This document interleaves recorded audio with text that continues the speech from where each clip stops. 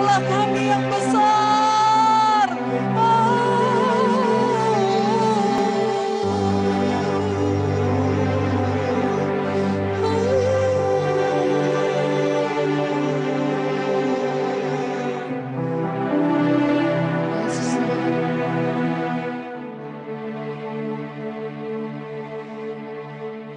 Besar dan ajaiblah karyamu, adil dan benarlah jalanmu, Raja segala bangsa yang maha kuasa, mulia namamu. Besar dan ajaiblah karyamu, adil dan benarlah jalanmu, Raja segala bangsa yang maha kuasa, mulia namamu, layaklah segala bangsa.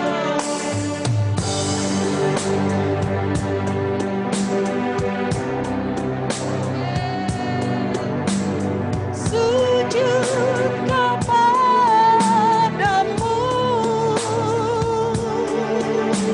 sebab Kau Allah yang kudus, layak disembah.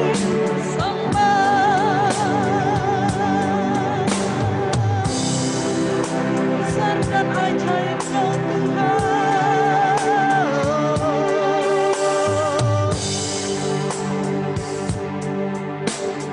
Besar dan ajaiblah karyamu, adil dan benarlah jalanmu, Raja segala bangsa yang maha kuasa, mulia nama, layaklah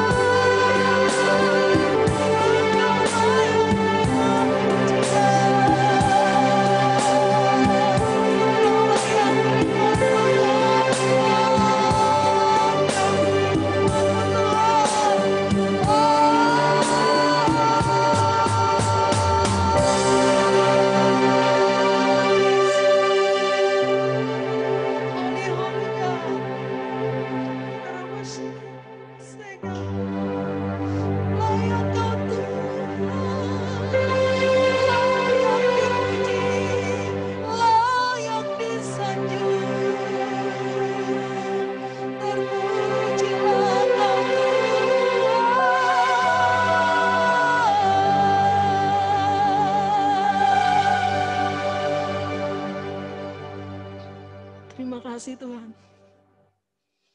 Kau layak disembah. Kau layak dipuja. Kau layak disanjung. Tidak peduli apapun kehidupan kami. Tidak perlu bagaimanapun masalah kami. Engkau tetap layak disembah Tuhan.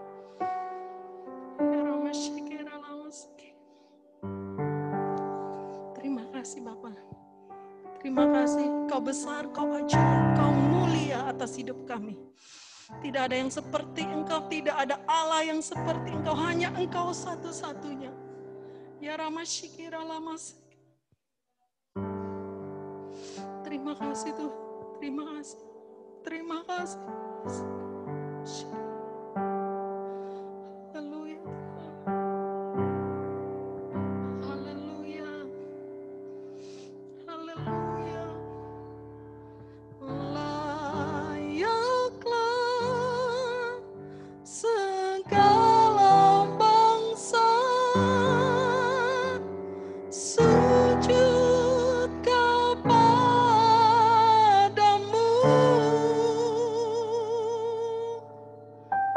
sebab Kau Allah yang kudus, layak disembah,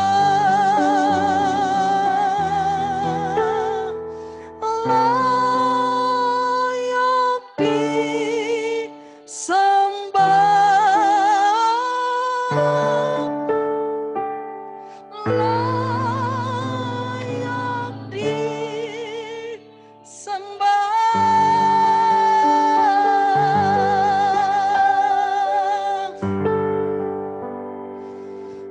Ya karena Masya. Terima kasih Tuhan. Terima kasih. Terima kasih. Terima kasih Tuhan. Terima kasih. Kami rindu lebih lagi kami menyuarakan nama-Mu Tuhan. Melalui setiap puji-pujian kami. Melalui setiap penyembahan kami. Engkau yang bertahta di atas setiap pujian umat-Mu Tuhan. Dan kami percaya saat ini kuasa Roh Kudus sedang melawat kami dimanapun kami berada saat ini. Yang boleh menerima, yang boleh terlibat di dalam ibadah ini. Kami percaya kuasa Tuhan bekerja di atas hidup mereka. Dalam nama Tuhan Yesus Kristus. Terima kasih Tuhan. Terima kasih. Engkau yang mengurapi ibadah kami pada pagi hari ini. Berkati setiap umat-Mu Tuhan. Lawat setiap umat-Mu. Taruhkan sukacita surga itu atas hidup mereka. Sehingga mereka boleh kuat menghadapi hari-hari ke depan Tuhan. Ada satu pengharapan, ada satu masa depan atas hidup mereka Tuhan.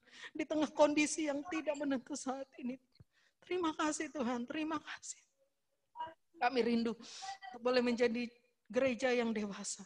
Gereja yang dipersiapkan Tuhan. Gereja yang siap berdiri apapun kondisi saat ini. Yang siap untuk boleh bergerak maju apapun keadaan saat ini Tuhan. Kami percaya Tuhan sedang mempersiapkan gereja-Mu untuk menjadi gereja yang dewasa. Terima kasih Tuhan, terima kasih. Terima kasih Engkau berbicara di tengah-tengah kami dan melawat setiap kami. Terpujilah nama-Mu Tuhan, dalam nama Tuhan Yesus Kristus kami telah berdoa. Amin.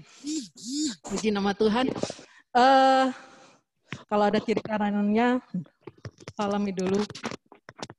Kiri kanannya. Kiri kanan tos kek apa kek gitu kan. Apa kek gitu kan ya. Kita percaya bahwa Tuhan luar biasa atas hidup kita. Ya saat sebelum kita silakan duduk dulu. Kasihan. Ya silakan duduk. Ya satu hal yang luar biasa boleh dialami selama 1 minggu ini gitu kan ya.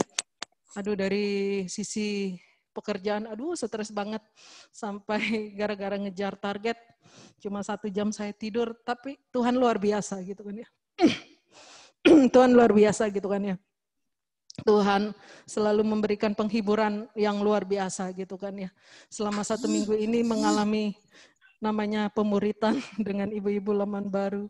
Lucu banget gitu kan ya. Lucunya bukan apa, tapi maksudnya luar biasa gitu kan. Luar biasa Tuhan boleh memakai mereka dengan kepolosan mereka. Tuhan bekerja luar biasa. Mereka rindu untuk menjadi istri yang bijak gitu kan, istri yang cakap. Itu satu hal yang luar biasa gitu kan, begitu membangun gitu kan. Saya yang dengarnya, aduh, saya bilang terbangun atas hidup mereka gitu kan ya. Kemudian pada hari Kamis, Zoom lagi dengan ibu-ibu dari Virtus Woman gitu kan ya. Jadi ya luar biasa banyak perkara yang boleh Tuhan kerjakan gitu kan. Orang bilang bisa boleh masa pandemi, tapi itu luar biasa. Justru masa kelimpahan buat anak-anak Tuhan. Sampai saya bilang, wah luar biasa gitu kan. Ya Tuhan bekerja dengan cara-caranya. Kemudian pada hari Jumat, kita ikut mobilisasi doa gitu kan ya. Mungkin ada beberapa yang ikut. Dan satu hal yang cukup saat pertama Bang Leo gitu kan ya. Pas awal Bang Leo bagiin tentang Tuhan sedang bawa kita harus mempersiapkan jemaat yang layak untuk Tuhan gitu kan ya.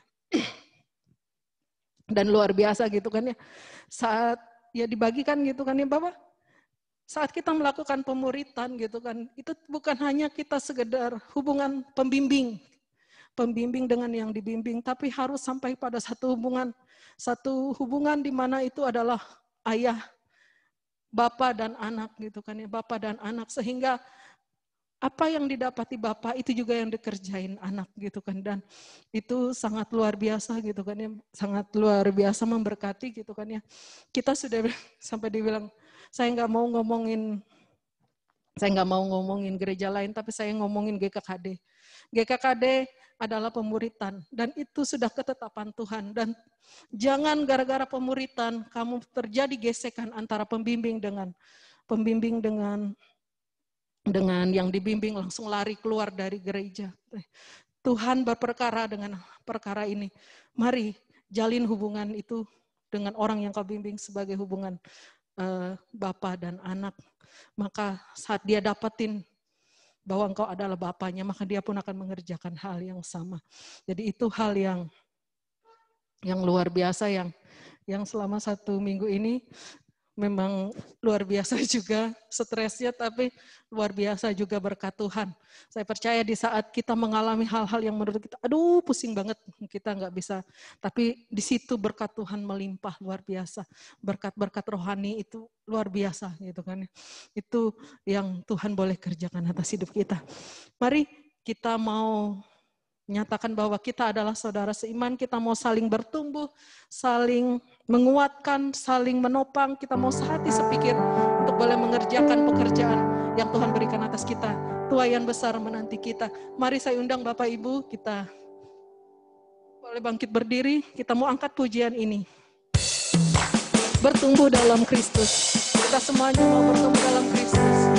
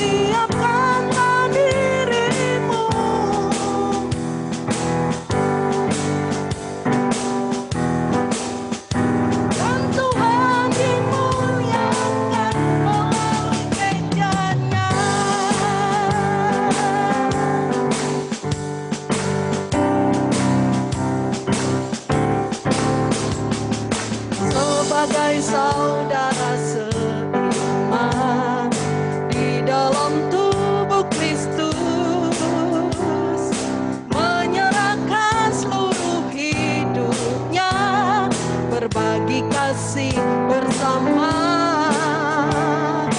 Kadang tawa, terkadang tangis, suka duka bersama.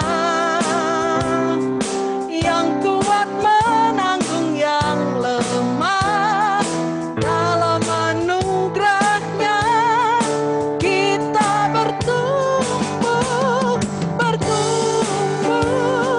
di dalam kasih, sehati sepikir setujuan, melangkah bersama. Doa yang besar telah menanti. Amin. Siapkanlah dirimu, song-song hari esok, dan Tuhan dimuliakan melalui gerejanya. Kita bertumbuh,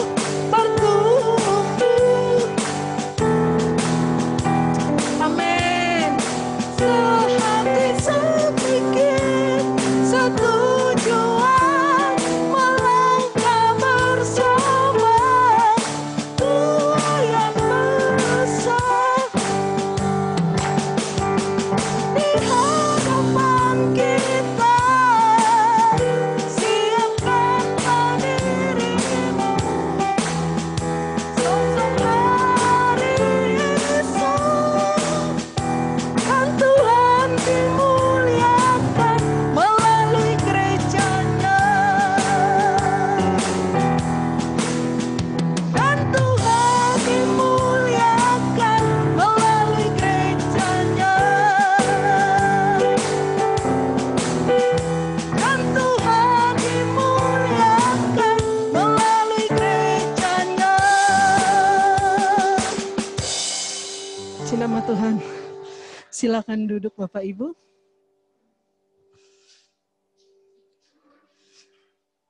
Dibuka ruang kesaksian.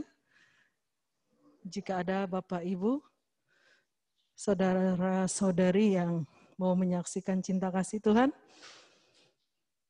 dipersilahkan tinggal di unmute. Silakan.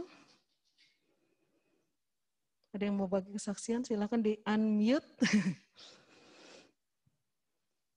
Ada?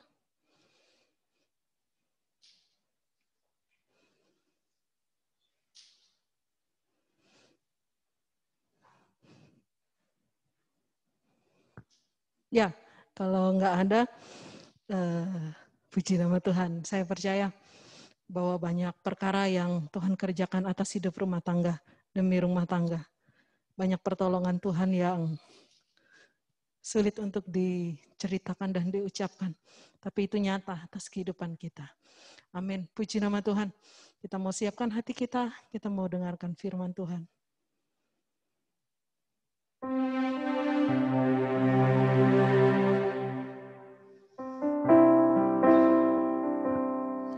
Kami mau duduk diam di bawah kaki-Mu Tuhan. Sama seperti Maria. Boleh menikmati kehadiran-Mu. Boleh menikmati hadirat-Mu. Yesus.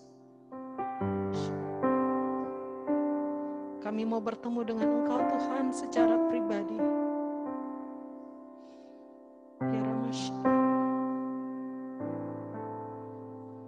Yesus Tuhan.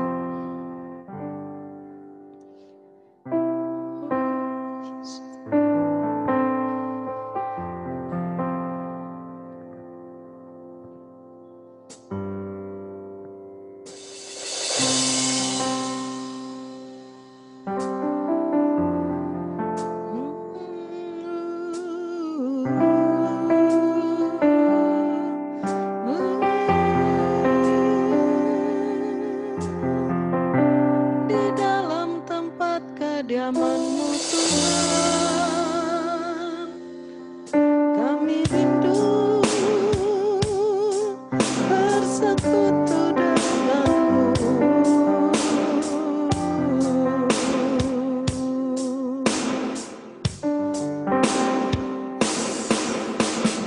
Di dalam tempat kediamanmu, ku rasakan kekudusanmu. Di dalam tempat kediamanmu, kasih-Mu puaskan hatiku. Ku persembahkan hidupku bagi kemuliaan-Mu. Pakailah sesuai dengan rencana-Mu di dalam tempat kediaman-Mu.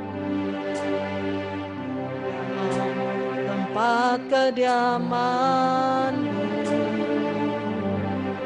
ku rasakan kekudusan-Mu.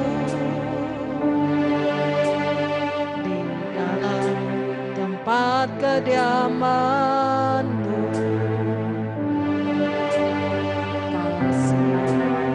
puaskan hatiku. Ku persembahkan hidupku bagi kemuliaan-Mu. Pakailah sesuai dengan rencana-Mu. Bertemu dengan Engkau Tuhan,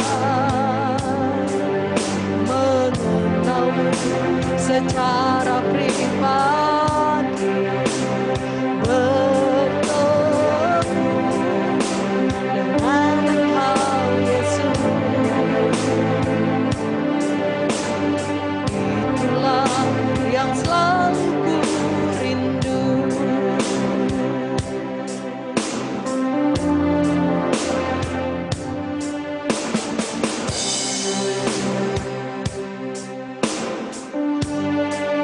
Di dalam tempat kediaman-Mu, rasakan kekudusan-Mu. Dalam tempat kediaman-Mu, kasih puaskan hatiku. Ku persembahkan hidupku bagi kemuliaan-Mu. Pakailah sesuai dengan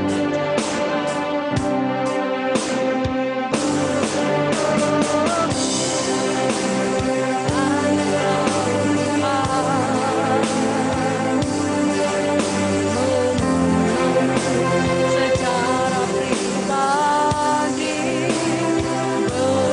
Bertemu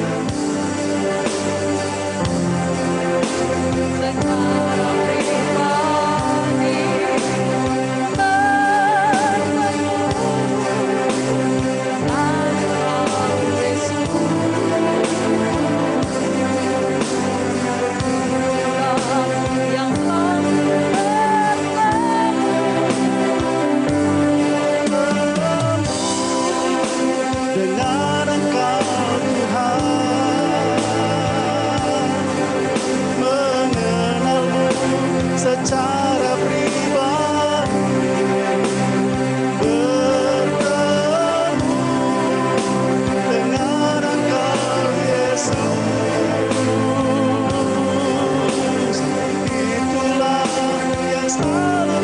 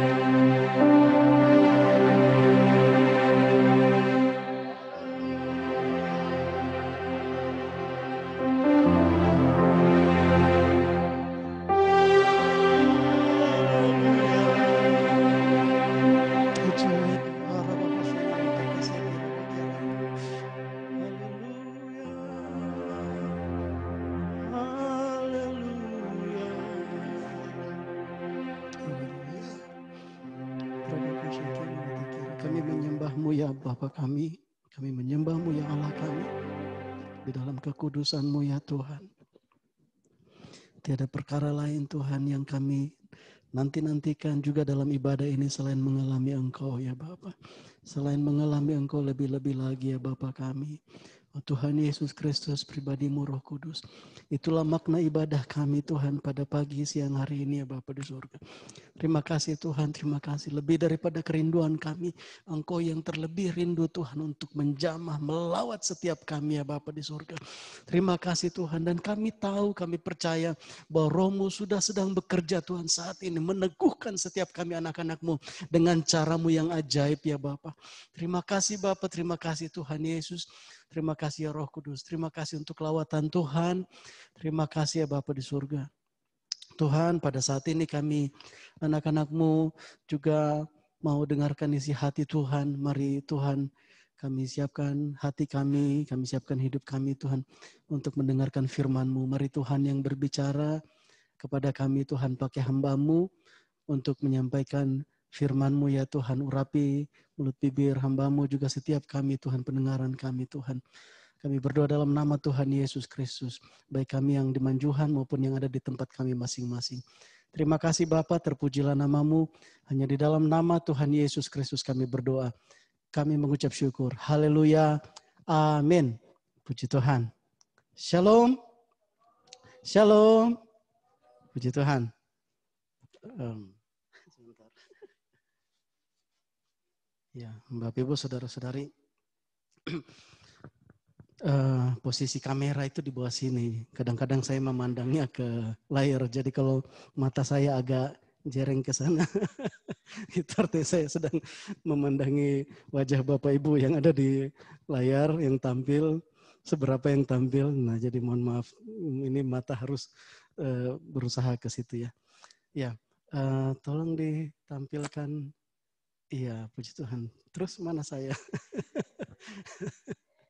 Ya itu. Terima kasih bisa menghilang ya. Puji Tuhan.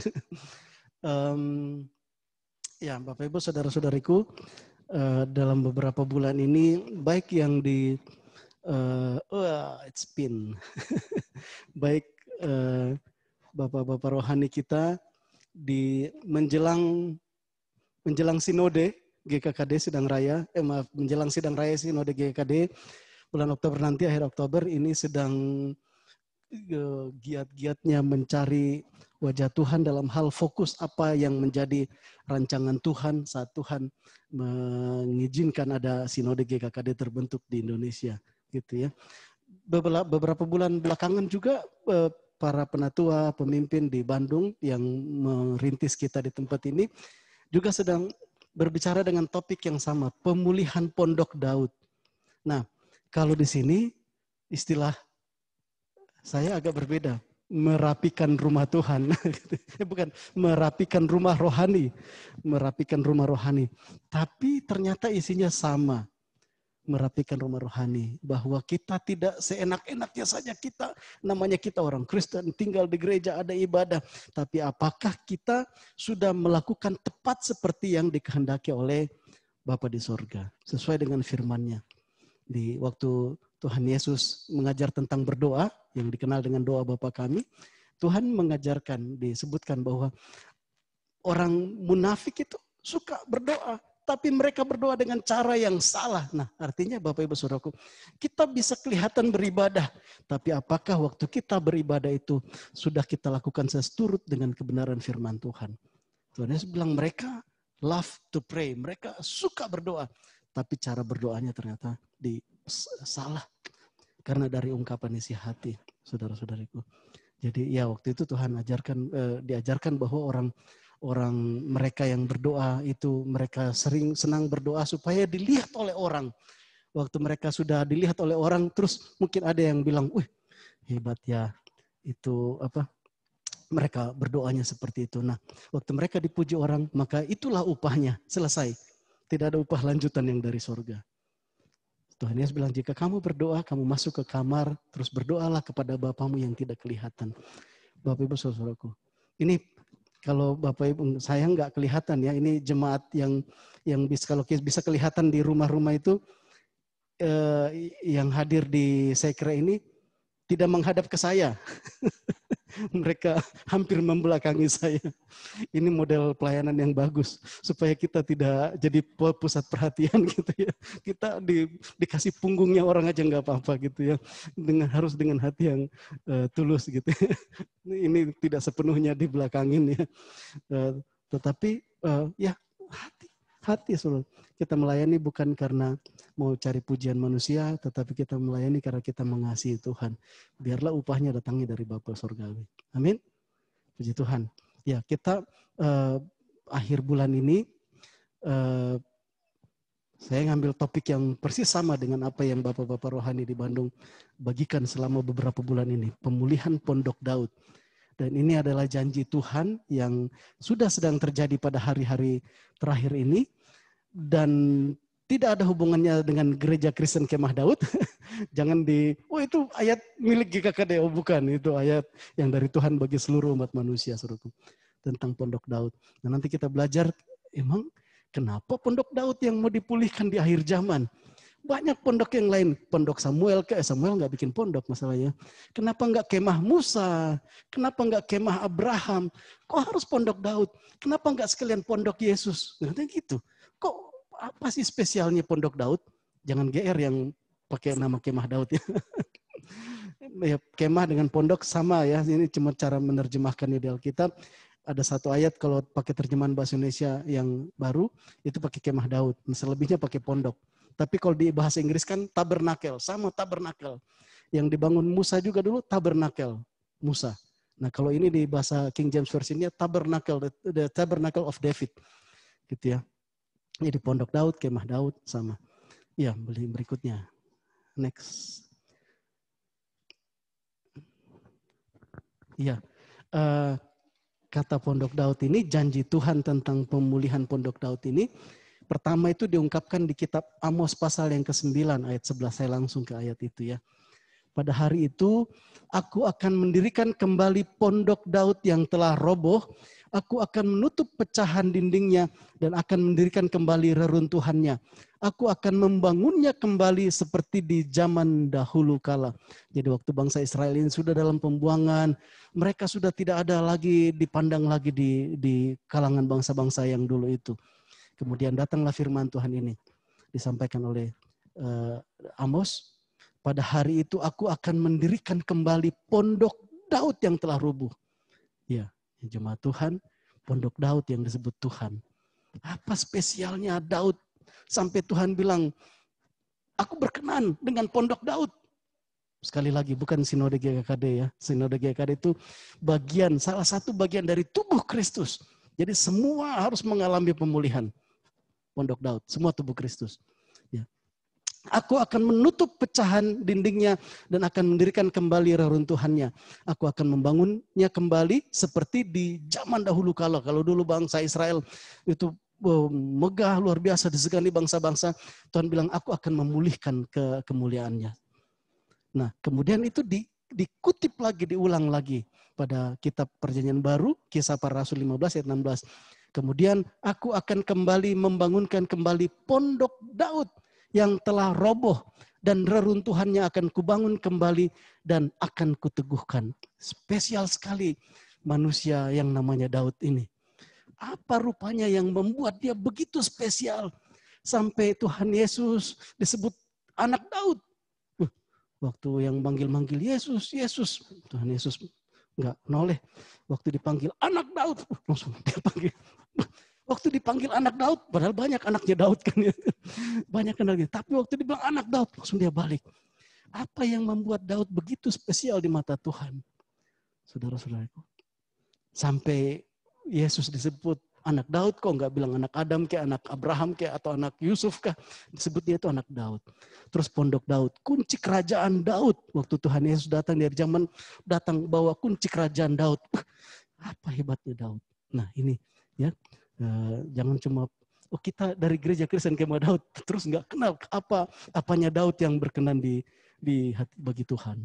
Ya, slide selanjutnya. Mengapa pondok Daud? Salah satunya banyak hal yang menyukakan hati Tuhan, tetapi tentang pondok di Mazmur 61 ayat 4 sampai 5, Daud punya prinsip yang seperti ini. Sungguh Engkau Tuhan, sungguh Engkau telah menjadi tempat perlindunganku, menara yang kuat terhadap musuh.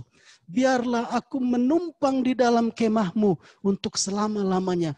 Biarlah aku berlindung dalam naungan sayap-Mu. Selah.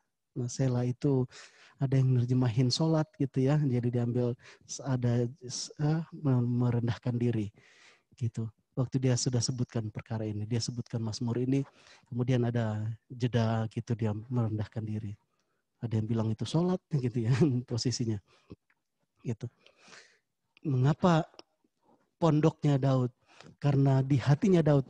Ini Mazmur 61 ini bagian dari kisah Mazmurnya Daud waktu dia merasa dia dikejar-kejar hidupnya oleh musuh-musuhnya. Banyak orang yang mau membunuh dia, menangkap dia, menganiaya dia. Terus salah satu ungkapan di Mazmurnya itu ayat 45, Mazmur 61 katakan begini.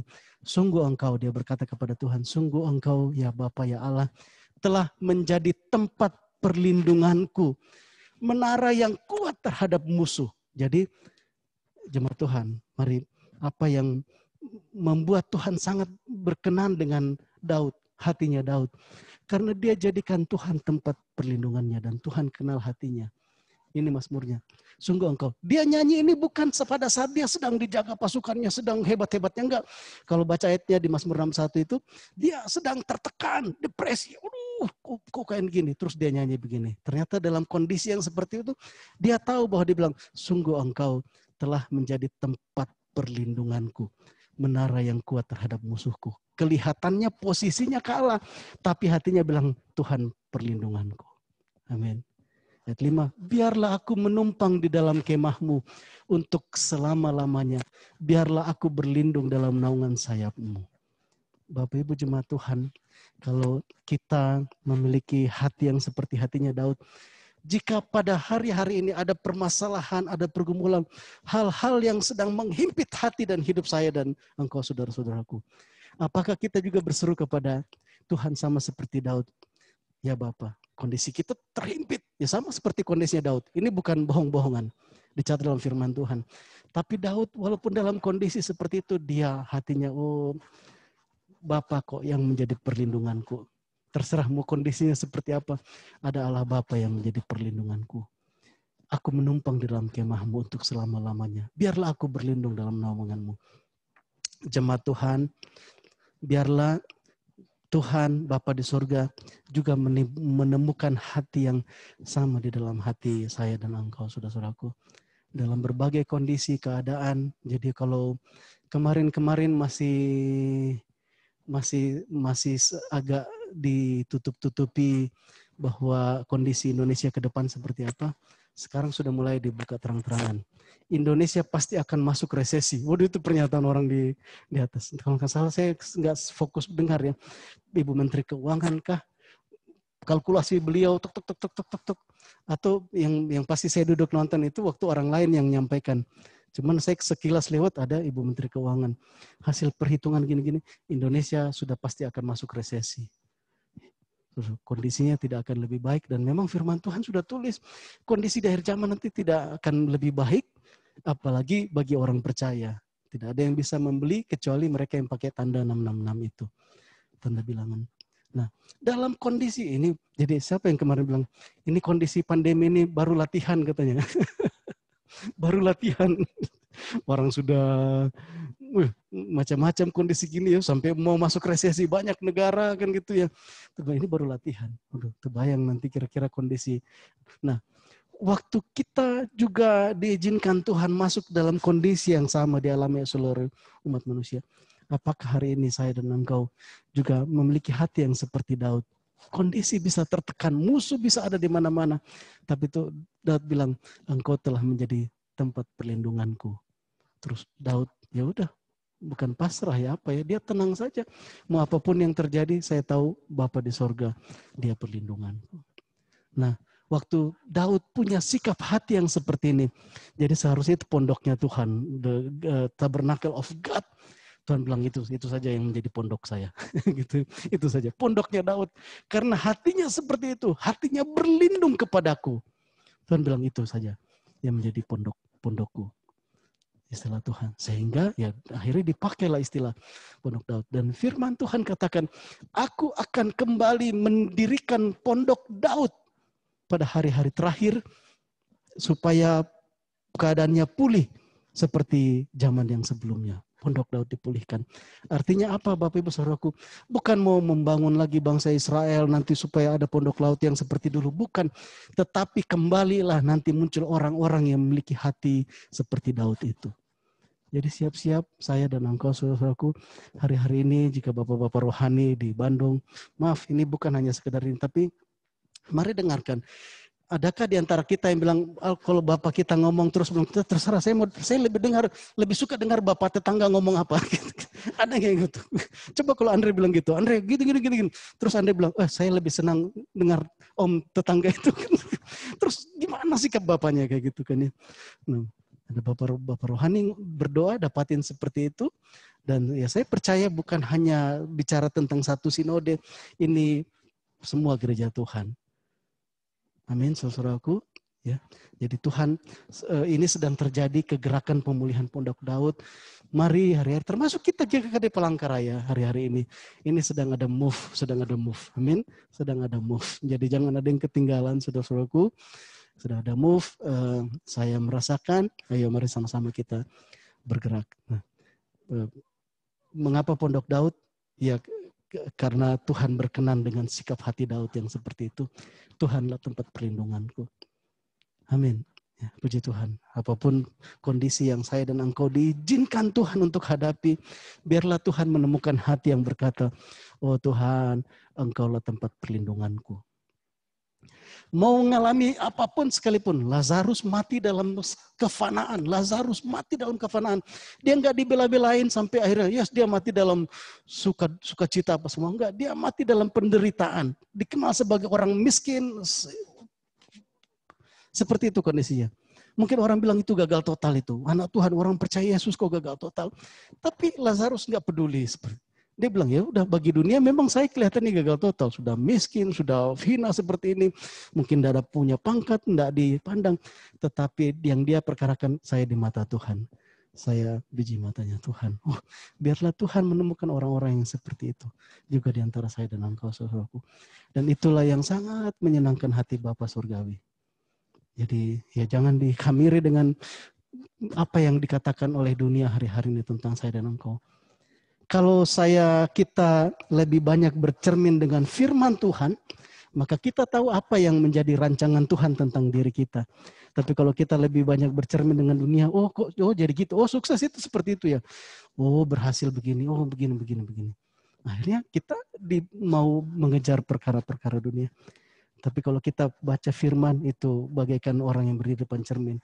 Oh begitu seharusnya, saya harus memperbaiki gini-gini. Ya, banyak bergaul dengan firman Tuhan, saudaraku. Ya puji Tuhan, amin.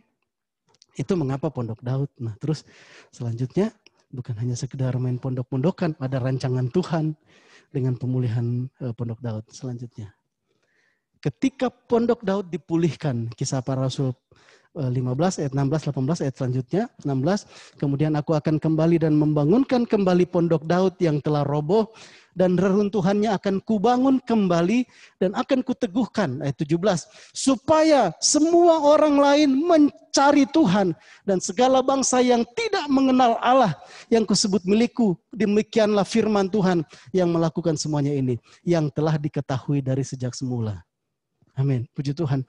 Jadi kalau di ayat yang Amos itu, ayat 17 itu dikatakan supaya semua orang yang tidak percaya Tuhan, tetapi Tuhan sudah klaim itu milikku. Jadi ada kelompok orang-orang yang hari-hari ini belum percaya Tuhan, tapi Tuhan bilang itu milikku. Pada saatnya nanti mereka akan dibawa masuk ke dalam rumah Tuhan. Nah saudaraku, waktu Pondok Daud dipulihkan, itu Tuhan orang-orang yang tidak percaya itu, mau apapun agama, mau apapun orang-orang yang tidak percaya itu, tapi Tuhan bilang itu umatku, itu akan dibawa masuk ke dalam rumah Tuhan semuanya, dipulihkan dan diselamatkan. Apa tugas gereja hari-hari ini? Tugas Tuhan Yesus sudah selesai. Waktu dia bilang sudah selesai total, termasuk tentang masa depan kita. Nah kalau sudah selesai tentang masa depan kita, terus ya udah ongkang kaki saja. Ada bagian saudaraku. Bagian yang 17 ini. Semua orang yang kusebutkan sebagai milikku, sekalipun hari ini mereka belum percaya kepada Tuhan Yesus. Nah tugas saya dan engkau gereja untuk menjadi saksi, untuk menjadi perpanjangan tangan Tuhan, kaki Tuhan pergi ke mereka. Bagaimana caranya? Melalui pekerjaan, profesi apapun bagian kita hari-hari ini. Waduh, kelihatannya susah. Mereka sudah dari kecil fanatiknya luar biasa. Mau lebih percaya yang itu atau lebih percaya firman Tuhan? Firman Tuhan bilang supaya orang-orang waktu Pondok Daud dipulihkan, waktu muncul orang-orang yang mengasihi Tuhan, kemudian semua orang lain yang tidak percaya kepada Tuhan, yang Tuhan sudah sebutkan itu milikku, itu akan datang ke rumah Tuhan. Ya saya nggak bilang mau jadi Kristen atau mau bertambah jemaat gereja, bukan. Mereka diselamatkan. Jadi kita nggak bicara tentang, supaya jemaat kita bertambah, bukan itu urusannya. Saudaraku. Tetapi bagaimana supaya orang-orang itu yang hari ini tidak percaya Tuhan, tidak percaya kepada Tuhan Yesus. Tapi Tuhan bilang mereka itu umatku. Mereka itu umatku. Sudah disebutkan Tuhan. Pada waktunya mereka akan datang. Nah tugas saya dan engkau saudaraku. Mari supaya saya dan engkau tidak sia-siakan waktu di dunia ini. Hanya sekedar mengejar ambisi. Karena dunia seperti itu. Kita juga terus mengejar nilai-nilai kesuksesan seperti itu. Saudara-saudaraku. Maka kita sudah menyia-nyiakan waktu yang sangat terbatas ini. Mari merendahkan diri depan Tuhan. Roh Tuhan. Celikan mata hati kami. Supaya kami tidak terjebak mengejar kriteria kesuksesan dunia. Tetapi biarlah kami sungguh melakukan dalam masa hidup kami ini, melakukan apa yang menjadi rencanamu. Apa yang menjadi rencana Tuhan? Ya, tidak ada yang lain selain membuat hidup kita ini dipakai untuk menjangkau orang-orang yang harus diselamatkan itu. Apakah susah? Ya mungkin firman Tuhan bilang mereka tidak percaya kepada Tuhan. Tetapi mereka akan dibawa ke dalam rumah Tuhan. Amin. Ayat 17. Ya, yang kusebut milikku, demikianlah firman Tuhan yang melakukan semuanya ini. Firman Tuhan yang akan melakukan semuanya ini. Kalau saya dan engkau nggak bergerak, Tuhan akan bangkitkan orang-orang lain. Tuhan pakai orang-orang lain. Jadi ya mari kita juga ayo GKKD Palangkaraya, amin. GKKD Palangkaraya, yuk, amin. Kita juga, Tuhan siap, kami mau ambil bagian. Nah ya itulah yang bisa kita kerjakan di dunia ini, saudaraku. Kalau mau mengerjakan yang lain, tidak ada nilainya, nanti hancur semua di akhir zaman. Tetapi memberi hidup kita dipakai oleh Tuhan. Ya itulah yang sesuatu yang berharga yang bisa saya dan engkau kerjakan.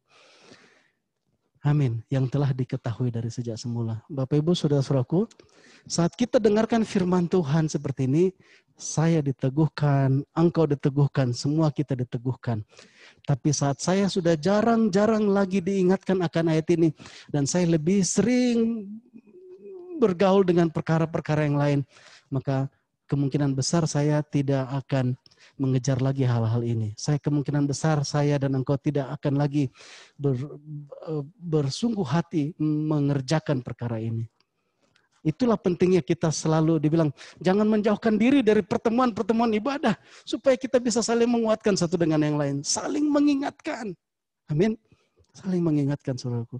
Siapapun, mau pendeta kayak mau apa, kalau jarang-jarang lagi dengarkan firman Tuhan seperti itu, nanti hatinya entah lari ke politik, lari ke bisnis, lari ke apakah, hilang. Tapi waktu kita sering diteguhkan, dikuatkan, oh iya. Karena ini perkara rohani, saudara-saudaraku. Perkara rohani, kalau perkara jasmani kelihatan, nah itu yang ditawarkan dunia. Oh ini sukses. Nah seperti itu loh sukses. Perkara rohani saya nggak bilang nggak kelihatan, tapi itu harus bicara iman. Iman adalah dasar dari segala sesuatu yang kita harapkan, bukti dari segala sesuatu yang tidak kita lihat. Jadi ayo mari dengar firman Tuhan, biar tumbuh iman. Nah, ini jadi bukan hanya sekedar Pondok Daud dipulihkan supaya apa? Enggak, ketika Pondok Daud dipulihkan, ini yang terjadi. Bangsa-bangsa yang tidak percaya Tuhan, yang sudah ditetap dengan sebut Tuhan, ini umatku, dibawa Tuhan, datang menjadi miliknya. Amin, puji Tuhan. Selanjutnya, jadi itu rencana Tuhan luar biasa. Ya. Selanjutnya, apa itu Pondok Daud, Tabernacle of David? Mudah-mudahan saya bisa baca dari ini. 1 Tawarik pasal 16 ayat 1 sampai 6. Saya ada kacamata.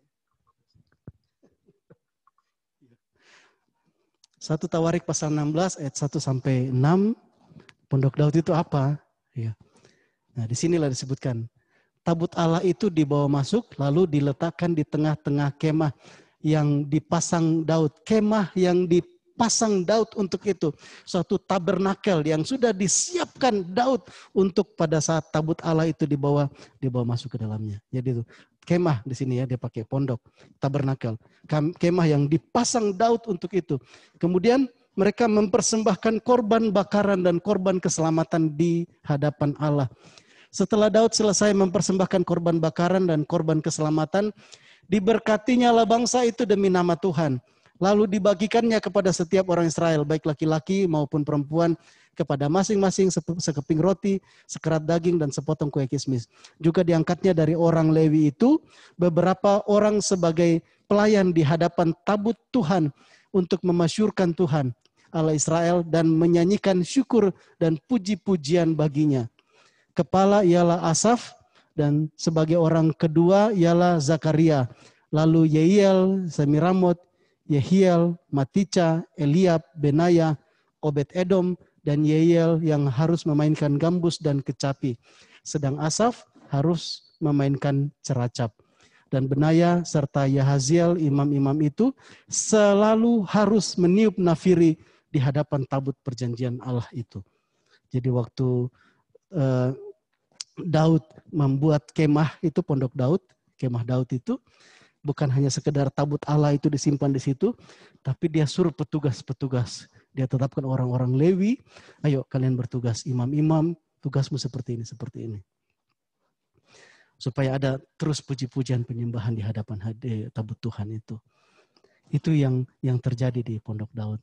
Jadi Daud sudah siapkan tabut Allah ini sebelumnya mengembara ke sana kemari, terus dia sudah siapkan Tabernacle of David, pondok Daud, supaya tabut Allah itu ditaruh di situ. Nah terus dia bikin pelayanan di sini.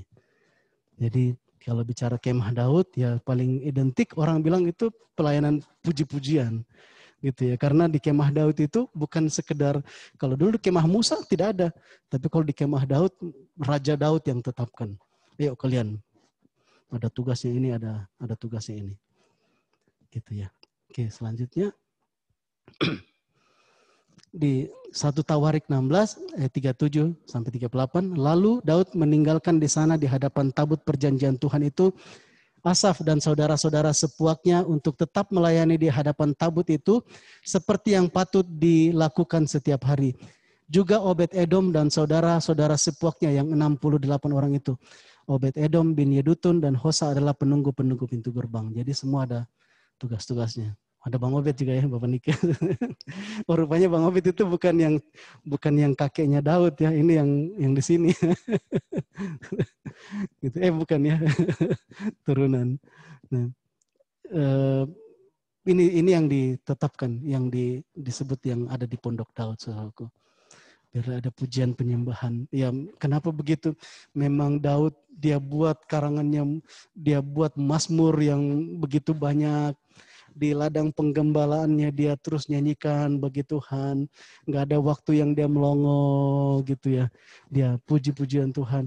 Waktu dia sudah jadi raja, dia dikejar-kejar juga musuh, dia terhimpit, dia naikkan mazmur bagi Tuhan. Hatinya seperti itu. Waktu tabut itu ditaruh dalam kemah Daud, terus dia harus siapkan. Karena memang hatinya yang mau memuji Tuhan, terus diatur pasukan. Ayo kita memuji Tuhan. Karena memang sudah hatinya yang memuji Tuhan. Jadi ya semuanya dari hati. Bapak Ibu saudara-saudaraku, waktu saya dan engkau datang beribadah, apakah itu engkau sendiri di kamarmu kah, atau datang di komsel, atau datang di ibadah saat ini. Waktu kita menaikkan pujian penyembahan, ya sebenarnya tergantung dari hati kita. Kalau di hati kita memang ini ada syukur kepada Bapa Surgawi, tidak susah untuk WL itu. Ayo kita nyanyi, ayo kita gini, tepuk tangan lompat-lompat. Tidak susah, saudaraku. Karena memang sudah pada dasarnya memang dia sudah niat, saya mau bersyukur. Mau WL itu diam kayak, mau AC-nya panas kayak, mau suaranya jelek kayak gitu. Memang di sini sudah mau bersyukur kepada Tuhan. Nah kondisinya Daud waktu itu dia ngatur-ngatur pelayan mimbar gitu ya. Pelayan mimbar karena memang sudah dari hatinya sendiri sudah ada pujian, pengagungan bagi Tuhan. Kalau hanya sekedar niru, seperti itu ya, mau tiru pentas dunia, kita juga mungkin bisa ya niru-niru saudaraku. Sekedar niru supaya mungkin musiknya seperti apa. Tetapi apakah dari hati saya dan engkau memang sudah terkandung pengagungan bagi Bapa Surgawi. Nah situ ya Daud ngatur-ngatur seperti itu. Bukan karena dia suka musik, enggak, karena dia kagum pada Bapa Surgawi. Seperti itu ya Bapak Ibu Saudaraku. Jadi ini yang hati Daud ya, bagian dari yang dapat kita renungkan pada pagi hari ini. Ada kekaguman akan Tuhan. Dari mana muncul kekaguman akan Tuhan itu ya? Apakah menghayal-hayal begitu saja? Oh, Tuhan itu dahsyat besar. Oh, saudaraku, baca firman. Baca firman, tenggelam dalam firman-Nya. Ada karya roh Tuhan. Kuasa firman itu sendiri yang akan berbicara. Lihat ajaibnya Bapa itu. Lihat ajaibnya Bapa itu. Roh Tuhan sendiri. Biasa lagu ya. Kecaplah dan lihatlah betapa baiknya Tuhan itu. Mungkin biasa-biasa aja nyanyikan. Karena ada pengarang kok, bagus lagunya ya kita nyanyi.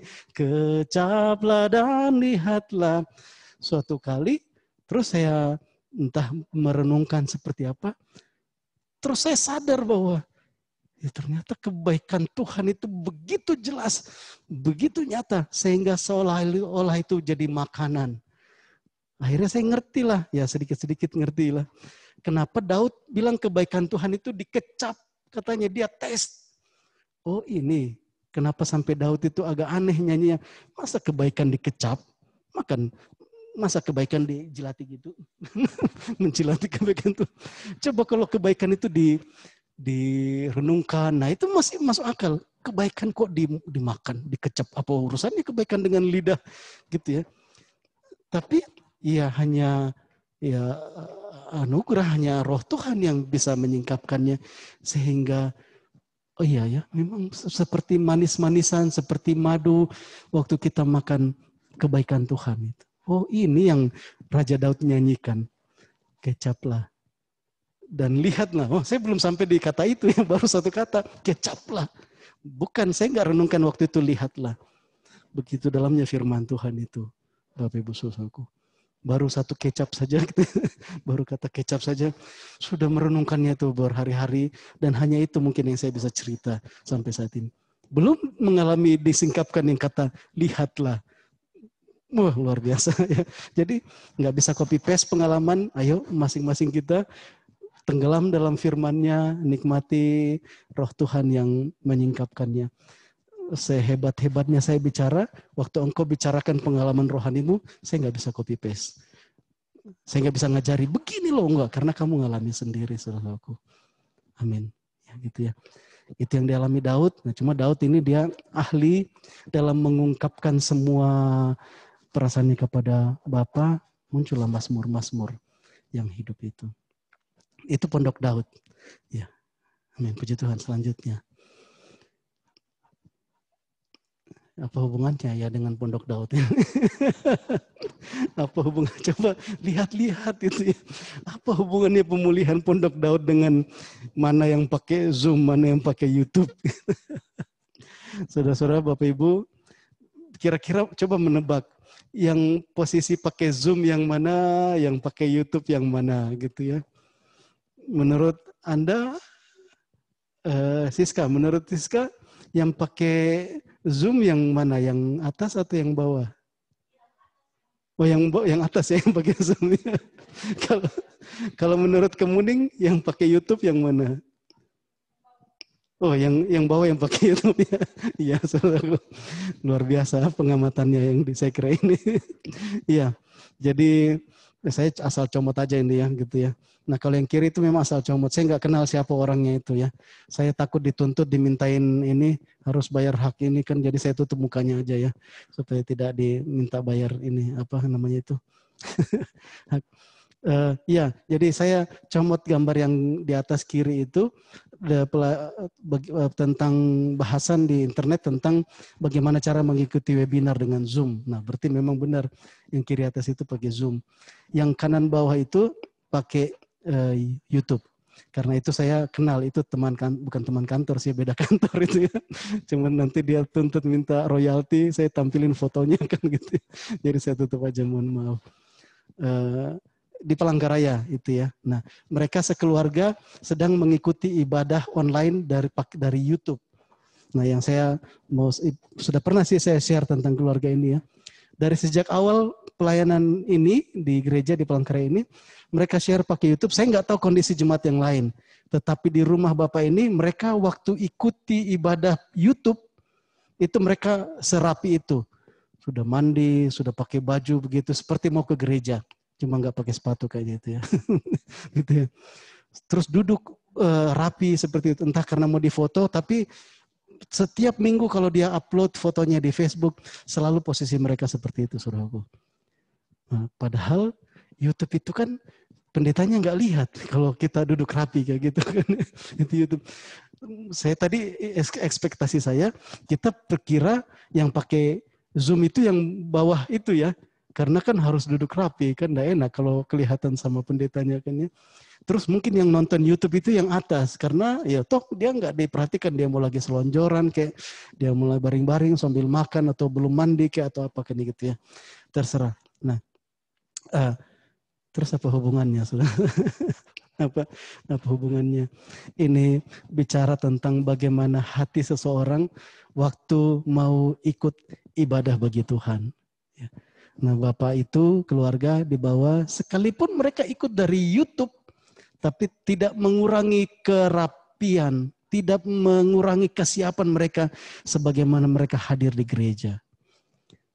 Kalau mereka, saya bicara bukan tentang siapa-siapa di kita ya, tapi saya pikir sih kalau mereka bilang, oh toh kita nggak dilihat juga kok, oh, kalau ini kan terserah mau belum mandi kah, mau sambil selonjoran kayak, yang penting kita bisa dengar. Bisa, memang kita bisa dengar ayatnya, kita bisa saksikan YouTube-nya. Tapi ini bicara tentang sikap hati, saudara-saudaraku. Mereka tidak diawasi, tapi mereka tahu bahwa mereka sedang beribadah. Mereka jaga sikap hati. Nah, ya hari ini kita pakai Zoom. Sekalipun masih ada yang tidak pakai kamera, tidak diaktifkan kameranya, mungkin karena pertimbangan bandwidth, mungkin karena supaya tetap lancar internetnya. Memang tipsnya pakai Zoom gitu. Kalau sinyal terganggu, matikan handycam, matikan kameranya gitu ya. Mudah-mudahan bukan karena engkau suka-sukamu mau lagi ngapain waktu sedang ibadah saat ini. Mudah-mudahan bukan karena itu ya saudaraku. Terserah aja saya mau baring-baring. Ayam belum makan. Siapa yang pelihara ayam? Enggak ada. Nah itu ada tetangga. Jadi biar aja mau firman Tuhan kayak mau ini. Pokoknya ya, toh saya nggak kelihatan juga. Ya syukur-syukur kalau bilang supaya tidak jadi batu sandungan. Ya, Bapak Ibu saudaraku, waktu kita bicara tentang hati Daud, dia di tengah padang, dia nyanyikan praise and worship bagi Tuhan. Dia nggak peduli mau ada yang nonton kayak mau ada yang lain, pokoknya hatinya bagi Tuhan. Tapi kalau saya ikuti ibadah pakai YouTube terus saya nggak ada yang lihat kok. Tapi kalau pakai Zoom atau datang ke gereja langsung, saya terus berbusana semua. Jangan-jangan saya mau menyenangkan hati manusia, bukan menjaga hati di hadapan Tuhan. Saya atau kita di antara kita tidak ada yang bisa saling menghakimi. Karena siapa yang bisa baca hati manusia? Hanya saya dan engkau yang bisa mengetahuinya. Saya pernah di rumah, keluarga saya, istri, anak-anak tahu, pernah ikut ibadah di rumah tidak mandi, sudah tidak mandi. Bangun-bangun ya karena ya alasan lah ya, nggak tahu lah. Pokoknya saya baru bangun karena persiapan malam, rekaman apa semua, hanya tidur sekian, baru bangun jam sekian, sudah ibadah. Nggak mandi terus duduk gitu. Pernah saya seperti itu. Ya sekali lagi bukan bicara apakah kita mau siap secara fisik. Saya mandi, saya pakai baju harga sekian, saya pakai parfum dulu. Bukan. Tapi hati. Waktu kita menghadap Tuhan, saudaraku. Bukan karena akan dinilai orang. Bukan karena akan dilihat orang. Tapi bicara hati.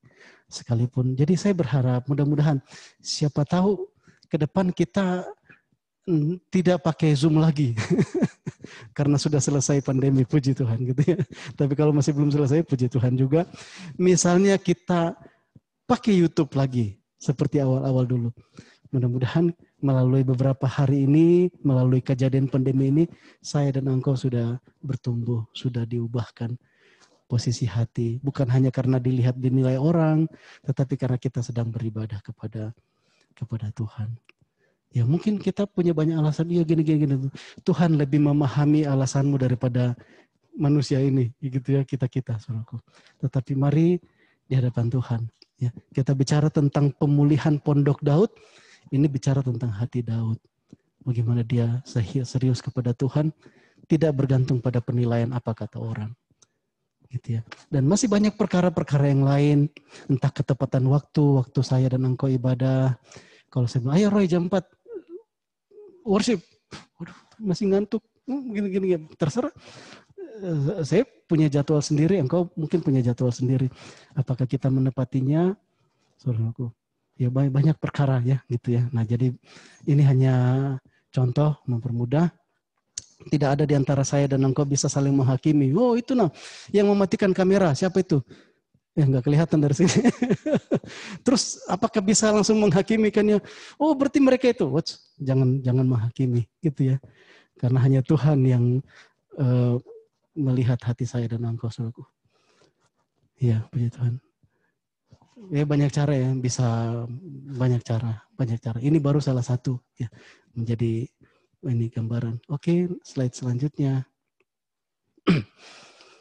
Dikatakan dalam 1 Timotius 4 ayat 7 dan 8, tetapi jauhilah tahyul dan dongeng nenek-nenek tua. Latihlah dirimu beribadah. Latihan badani terbatas gunanya, tetapi ibadah itu berguna dalam segala hal karena mengandung janji, baik untuk hidup ini maupun untuk hidup yang akan datang. Jadi ini Rasul Paulus menasihati anak rohaninya Timotius, kamu sebagai pekerja begini-begini pelayan. Terus sampai ayat 7, tetapi jauhilah tahyul dan dongeng nenek-nenek tua. Titik, latihlah dirimu beribadah. Terjemahan lainnya, jaga supaya engkau secara spiritual, secara roh tetap fit. Bukan hanya secara fisik. Tetapi kalau diterjemahkan dalam bahasa Indonesia, latih dirimu beribadah. Ada proses latih diri kita ini untuk beribadah. Tidak serta-merta kita bisa langsung stabil hari ini. Ada yang dulu bilang, ya saya ada seorang saudara dulu ya, 2 tahun di bawah angkatan saya kuliah satu jurusan. Dia bilang, Bang kenapa ya? Saya ini semakin mau mengikut Tuhan, semakin banyak godaan, semakin banyak. Dia ngomong begitu. Dalam hati emangnya saya nggak gitu dulu kan gitu. Emangnya hanya kamu? Cuma kan saya sebagai ya kakak rohani harus memberi semangat kan ya. Ya tetap semangat, tetap maju kan gitu. Padahal dalam hati sama aja gitu. Saudara-saudaraku, ada proses. Dan Rasul Paulus pun ngomong sama Timotius, latih dirimu beribadah. Dilatih, saudaraku. Tidak bisa langsung jadi, langsung kuat, langsung stabil imannya, rohnya. Enggak. Latihlah dirimu. Latihan badani terbatas gunanya. Ada gunanya memang. Mau sepedaan ada gunanya, sehat gitu ya. Tapi firman Tuhan bilang terbatas. Tetapi ibadah itu berguna dalam segala hal. Karena mengandung janji. Baik untuk hidup ini maupun untuk hidup yang akan datang. Apa hubungannya ibadah dengan kesehatan? Waktu kita ibadah, kita tahu janji Tuhan, kita tahu kita umat yang berkemenangan, terus hati gembira. Tuhan bilang hati yang gembira adalah obat. Satu.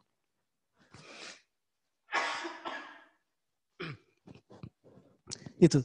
Pakai masker nih, bolak-balik. Suara masuk lagi. Amin. Latihlah dirimu beribadah. Jadi dilatih ya, dilatih. Contoh beberapa latihan, silakan slide selanjutnya. Ini beberapa contoh ya. Anak sekolah minggu dikasih uang persembahan. Kan persembahan itu kan ungkapan syukur karena Tuhan memberkati usaha saya, keluarga saya. Terus saya mau ngasih persembahan. Terus anak sekolah minggu dikirim sama orang tuanya. Orang tuanya sudah ngasih ungkapan syukur keluarga bagi Tuhan. Terus anak sekolah minggu belum kerja apa-apa, harusnya mereka cuma sekolah aja, namanya sekolah minggu. Ngapain anak-anak juga dititipin, ini nak uang persembahan. Ngapain gurunya juga, ayo sekarang kita mau persembahan. Ada kolekte juga di sekolah minggu. Untuk apa? Mereka belum kerja. Anak-anak karena ya, tolong didik anak saya. Saya bersyukur kepada Tuhan, orang tuanya yang ngasih. Tapi kok anak sekolah minggu dikasih uang persembahan? Saya nggak memahami perkara yang lain kecuali ini. Supaya dari sejak anak-anak dilatih untuk memberikan persembahan bagi Tuhan. Memang dia kan kita hanya terima dari orang tua. Dulu waktu saya sekolah minggu gitu. Terima 50 rupiah, datang nanti ngasih 50 rupiah. Gitu. Banyak hal lain, bicara kejujuran, bicara apa.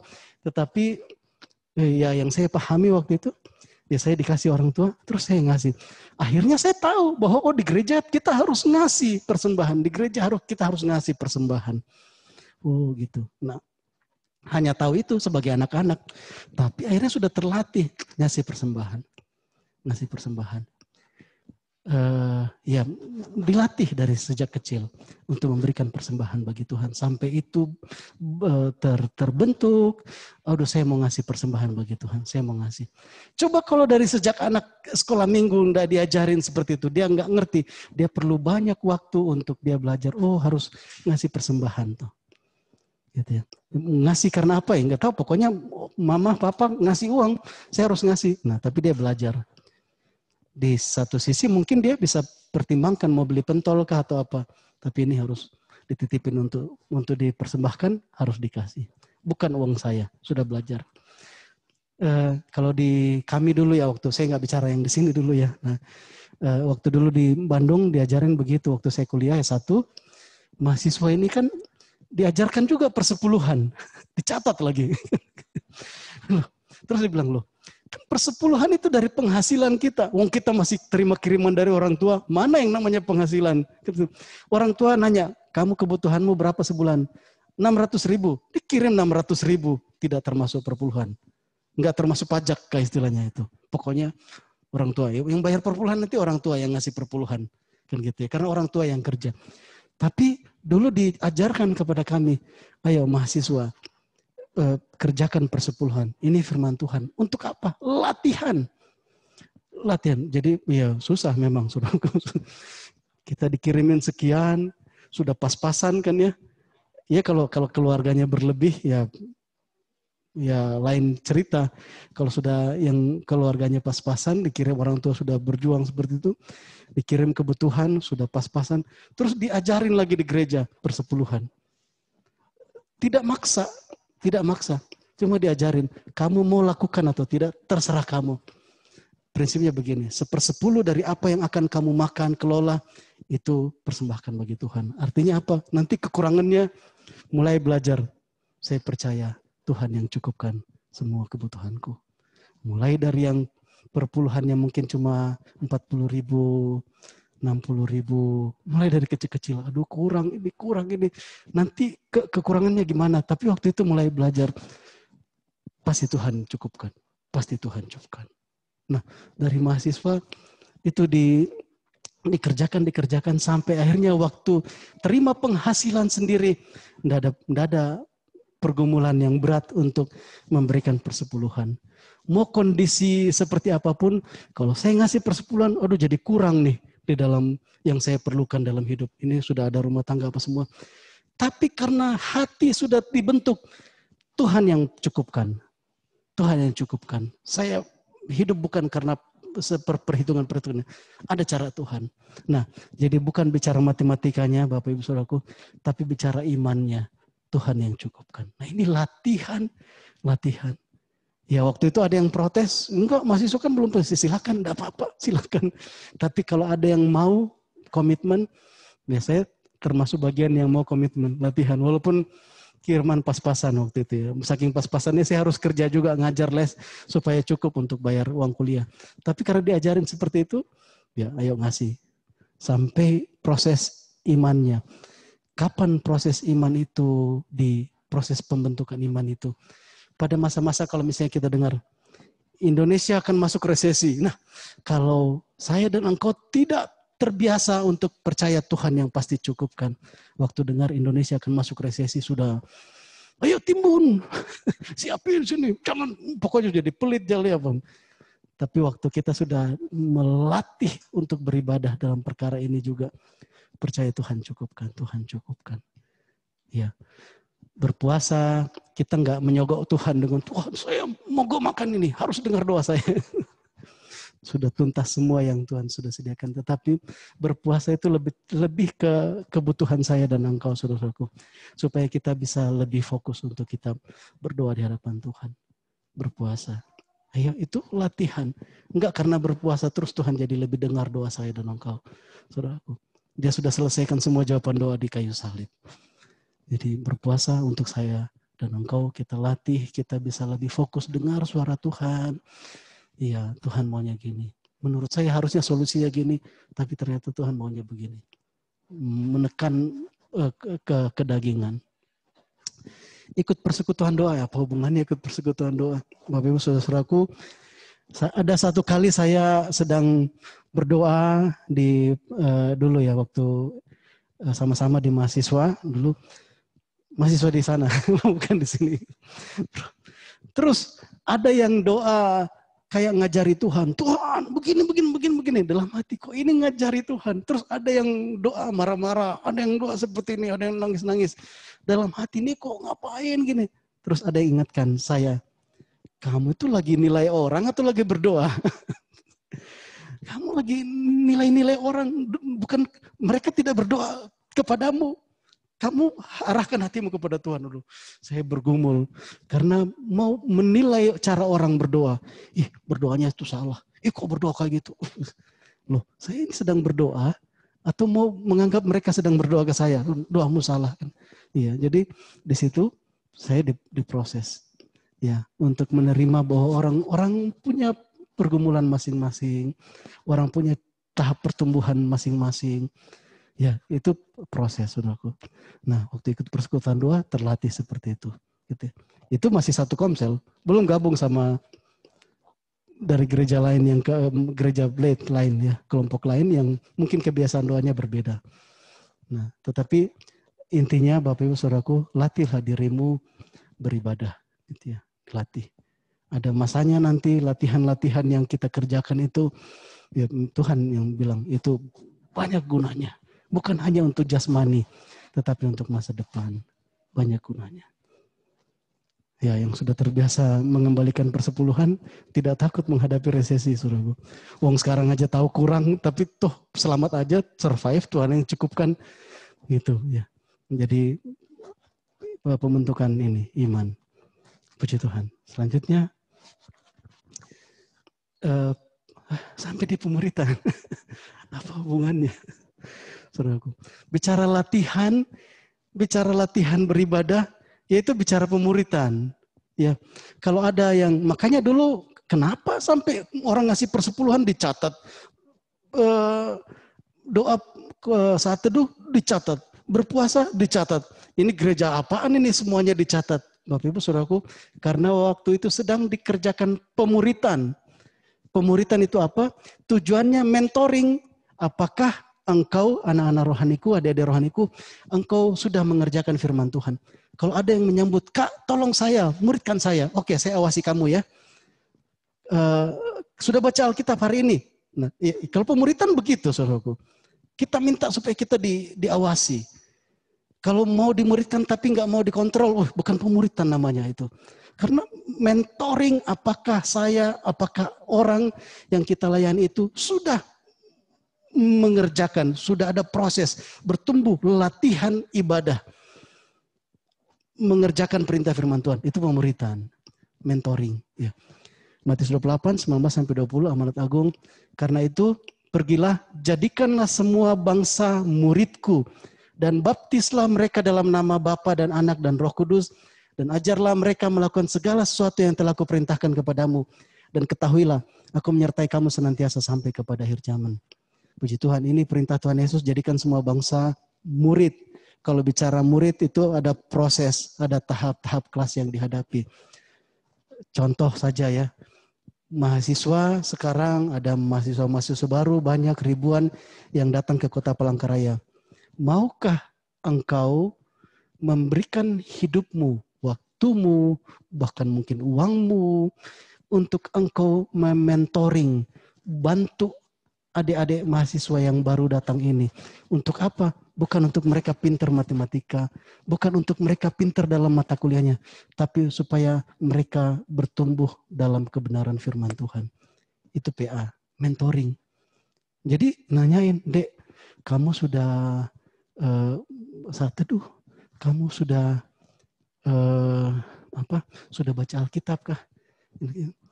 Nanti, apa itu saat teduh, Kak? Ngajar. Karena kita pernah diajar, kita ngajar. Tugas pertama. Gampang. Karena kita pernah diajar, kita juga bisa ngajar. Gitu ya. Saat teduh itu begini deh, gini. Kalau masih kurang, cari referensi, bahan. Yang kedua, Kak, malam-malam mungkin saya nggak bisa tidur. Sudah jam 12 ini deh. Ngapain telepon? Saya nggak bisa tidur. Kenapa? Ada pergumulan, saya mau sharing. Aduh, Dek, besok abang ini, kakak ini ujian kan ya. Tapi gimana nih, saya nggak ini kan ya. Ya udah, apa masalahmu? Kedua, bisa memberikan nasihat. Karena kita sudah terlebih dahulu bertumbuh dalam pengalaman-pengalaman rohani. Jadi bukan hanya sekedar logos tadi, tapi karena ada rema, kita bisa bagikan, Dek begini, percaya Tuhan gini. Tugas yang kedua untuk seorang pembimbing, agak lebih susah dari yang pertama. Yang pertama itu ngajar, ya bahan baca buku, pernah diajar, sampaikan. Kalau masih kurang puas, tanya ke yang lebih tahu kan gitu ya, tidak ada masalah gitu. Tapi perkara yang kedua, waktu kita banyak rema, kita banyak pengalaman, kemenangan-kemenangan, kita bisa share dan itu membangkitkan, menguatkan. Tugas yang kedua. Tugas yang ketiga yang bagi saya itu yang paling berat adalah menjadi teladan. Ya, jadi teladan. Dek, kamu sudah baca Alkitab? Oh, aduh belum, Bang, belum Kak. Abang sudah? Abang juga belum. Wah, gimana? Gimana? Yang ketiga ini yang jadi teladan. Dan ya mau tidak mau, tidak mungkin saya mau mentoring orang kalau saya sendiri nggak mau dikenakan peraturan-peraturan yang seperti itu. Tidak bisa. Kita juga bertumbuh, harus dipaksa bertumbuh ya karena kita mau memberi diri. Aduh, kasihan mereka nanti tidak ada yang layani, bahkan bisa terjebak di kelompok-kelompok entah diskotika, narkoba atau apa. Saya mau memberi diri hidupku. Tapi tuntutannya itu 3. Saya harus belajar firman, logos untuk ngajari mereka. Saya harus, ya bukan harus ya, tapi biarlah banyak rema, banyak kemenangan-kemenangan yang engkau bisa share untuk dia orang yang kita layani mengalami kemenangan. Yang ketiga, jadi teladan. Tidak bisa enggak, saudaraku. Yang paling banyak pander di depan mimbar ini, paling harus banyak dituntut. Abang itu ngomong aja terus tiap minggu kan. Mana buktinya? Nah, itu berhak orang yang dengerin khotbah untuk ngomong seperti itu, saudaraku. Ya gentar-gentar juga berdiri di sini ya. Kalau hanya sekedar ngajar, bisa baca buku, bisa dengar itu semua, tapi jadi teladan. Nah, maukah saya, maukah engkau, waktu Tuhan bilang supaya kalau pondok Daud dipulihkan, maka orang-orang yang tidak percaya Tuhan akan dibawa datang ke rumahku melalui hidupmu. Mau sih Tuhan, tapi ngajar aja ya. Kalau untuk jadi teladan, aduh susah kan, saya juga masih punya pergumulan atau apa, ya, tantangannya di situ. Kita ngajar orang, pedang bermata 2 firman Tuhan, kita juga bertumbuh pilihan. Tetapi apakah ada di antara kita yang, kalau gitu nggak usah, kita nggak punya hati yang seperti Daud, saudara-saudaraku. Kita nggak punya. Kalau mau nuntut sempurna dulu, wes, nggak selesai-selesai. Gitu ya. Waktu saya dipercayakan untuk memuridkan dulu, pertama kali saya PA pertama dengan anak-anak PA saya, mereka anak-anak mesin, gitu ya. Saya semangat sekali, bergairah sekali di perpustakaan ITB waktu itu di kampus. Saya ceritakan semua hari pertama PA. Saya ceritakan semua pengalaman rohani saya. Selesai PA, habislah semua kisah pertumbuhan rohani saya. Terus saya langsung bingung. Minggu depan saya sharing apa lagi? Minggu sudah habis bahan. 1 kali pertemuan saya sudah habis bahan. Minggu depan sharing apa lagi ya? Nah, tapi ya toh bisa aja jalan gitu, saudaraku. Ya khotbah ya hari Minggu ya seperti saat ini, saudaraku. Tuhan tidak pernah terlambat. Asal kita berdiam diri, mendengar suaranya, Tuhan sendiri yang nyatakan. Nggak ikut-ikutan. Bandung ngomongnya begini, ayo tinggal baca renungan hariannya, khotbahkan. Nggak gitu, saudaraku. Tuhan taruhkan sesuatu. Bagikan perkara ini. Tujuannya ini. Gitu ya. Dan itu ya, kegerakan-kegerakan yang roh Tuhan sedang kerjakan hari-hari ini. Saudara-saudaraku. Bukan hanya untukmu, juga bagi saya. Dan semua orang anak-anak Tuhan. Amin. Jadi kalau bicara pemuritan, jangan kesal kalau ditanya, kamu sudah doa kah, kamu sudah ini, saudara. Itu memang bagian dari latihan beribadah, saudara-saudaraku. Kalau kamu nggak mau digituin, itu bukan namanya pemuritan. Status, oh saya anak PA-nya ini. Sudahlah, selesai aja, nggak usah. Jadi bagi yang mau membimbing, apakah engkau mau dulu, saya ada orang anak rohani gitu ya, kamu mau enggak mempeakan kan gitu ya. Dia bilang, saya pertumbuhan rohani masih seperti ini, bagaimana saya mau melayani orang. Terus saya bilang gini, yang datang ini kira-kira 2.000 masuk ke kota ini. Yang siap memuridkan mungkin cuma 50. Kalaupun 50 itu megang 1 atau megang 2, megang 3. Coba kalau dari yang 50 ini 1 seperti kamu undur, saya nggak sanggup. Terus berapa yang tercecer yang dari 2000 itu yang harus dimuridkan? Kamu mau pakai egoismu karena kamu merasa tidak cukup rohani? Atau kamu mau katakan, Tuhan, saya mau memberi diri, tolong saya. Nah, terus bilang, iya bang, saya mau melayani. Saya mulai, kalau hanya pandang diri sendiri, saudaraku, itu egois namanya. Aduh, nanti saya kehabisan bahan, nanti saya nggak sanggup. Egois. Tapi ayo Tuhan ini, yang kita merasa kurang, tapi masih lebih banyak yang Tuhan tadi bilang, orang-orang yang tidak percaya kepada Tuhan, tapi yang kau sebut milikku, masih lebih banyak mereka itu yang harus ditarik. Jadi itu panggilan, seruan dari firman Tuhan bagi saya dan engkau hari-hari ini, saudara-saudaraku. Mari hargai waktu yang diberikan oleh Tuhan saat-saat ini. Puji Tuhan. Habis sepertinya ya. Coba next, Teguh. Tuhan memberkati. Tuhan Yesus memberkati. Puji Tuhan, Bapak Ibu Saudaraku, mari kita mau mengaminkan kebenaran firman Tuhan. Kita mau sama-sama tundukkan kepala kita. Mau berdoa.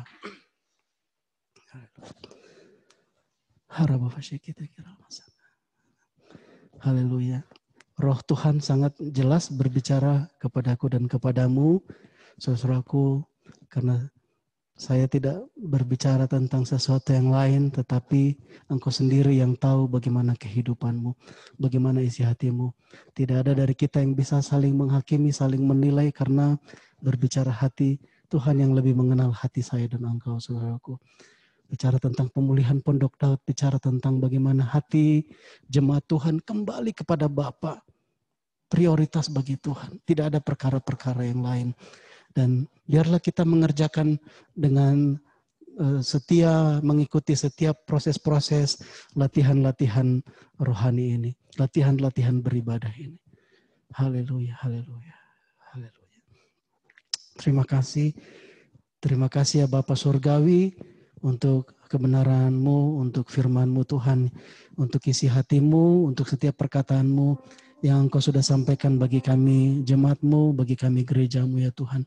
Saat Engkau berfirman Tuhan, karena Engkau tahu Tuhan bahwa itulah yang menjadi bagian kami hari-hari ini. Saat Engkau menyeru kami untuk melakukan sesuatu, kami percaya Tuhan bahwa karena Engkau sudah menyiapkan segala sesuatunya Tuhan untuk mendukung, menolong, meneguhkan kami untuk mengerjakan apa yang Tuhan perintahkan bagi kami Tuhan. Juga kebenaran firman-Mu yang barusan kami dengar. Terima kasih Tuhan. Ya Bapa di surga, hamba-Mu selesai Tuhan dalam menyampaikan firman Tuhan, dan Roh Kudus yang dengan setia, lemah lembut, yang mendampingi, yang ada bersama-sama dengan kami gereja-Mu Tuhan, yang akan terus membimbing dan menolong kami Tuhan, memberikan pertumbuhan bagi setiap kami, bagi gereja-Mu Tuhan. Terima kasih Bapa di surga, terpujilah nama-Mu, hanya di dalam nama Tuhan Yesus Kristus kami berdoa, kami mengucap syukur. Haleluya. Amin. Puji Tuhan. Ya, saya yang lanjutkan ya. Bapak Ibu saudaraku, sebelum kita akhiri ibadah kita, ada beberapa pengumuman. Minta ya sebelum saya lupa, rencananya minggu depan kita ibadah Zoom akan bergabung dengan saudara-saudari kita di jemaat di Laman Baru gitu ya rencananya. Jadi ayo, masa nanti mereka di sana yang tampilkan kameranya, terus kita di sini sembunyi kamera kan, waduh nanti saudara-saudara di sana, yo mana kok teman-teman di Palangkaraya ini kok umpet semua kan gitu misalnya gitu ya. Rencananya ya mudah-mudahan sinyal lancar. Mereka juga harus mengatur strateginya di sana, karena kalau nggak salah ada 4 rumah yang ada sinyal internetnya, nggak bisa pakai di gedung gereja. Jadi mungkin mereka berbagi supaya tidak terbebani satu sinyal internet di rumah-rumah tertentu gitu ya.